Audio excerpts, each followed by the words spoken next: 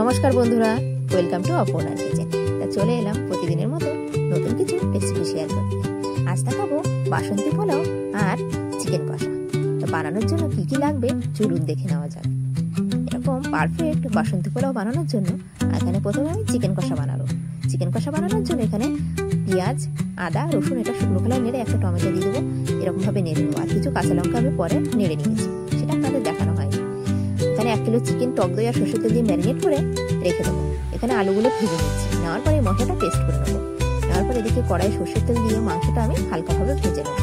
নেওয়ার পরে অন্য একটা কড়াইয়ে তেল গরম করে একটা পেঁয়াজ এরকম লাল লাল করে বেরেস্তা করে ভেজে নেবো। নেওয়ার পরে এর মধ্যে নুন, হলুদ, লঙ্কা গুঁড়ো, কাশ্মীরি লঙ্কা গুঁড়ো, জিরে গুঁড়ো, ধনে গুঁড়ো দিয়ে ভালো করে কষিয়ে একটু জল দিয়ে দেবো।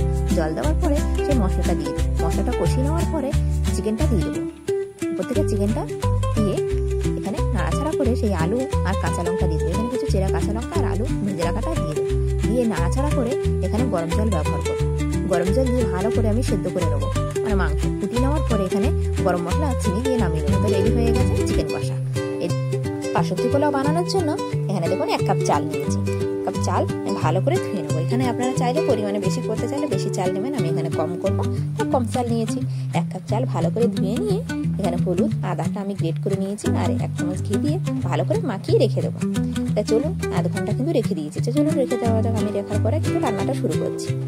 এখানে দেখুন এরকম একটা কড়াই নিয়েছি। নেওয়ার পরে গোটা গরম মশলা আর কাজু আর ঘি নিয়ে নিচ্ছি। একটু নাড়াচাড়া করে ভেজে নেবো। এখানে আপনারা চাইলে কিশমিশ দিতে পারেন, আমার কাছে কিশমিশ ছিল না, এই জন্য আমি দিই। একটা তেজপাতা দিয়ে নাড়াচাড়া করে এখানে আমি চালটা দিয়ে দেবো।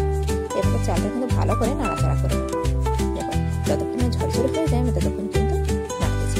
তারপরে পরিমাণ মতো নুন দিয়ে নাড়াচাড়া করে এখানে আমি জল দিয়ে দিচ্ছি। এখানে আমি 1 কাপ চাল নিয়েছি, জল দেবো 2 কাপ। এরকম 2 কাপ আমি জল দিয়ে ভালো করে একটু ফুটিয়ে নিয়ে গ্যাসটা কমিয়ে দেবো। তাই গ্যাসটা কিন্তু এরকম লো ফ্লেমে আমি রান্নাটা করে নেবো। ভালো করে ফুটিয়ে নেওয়ার পর এখানে দিয়ে দেবো আমি 1 চামচ চিনি। চিনিটি কিন্তু আপনারা বুঝে দেবেন।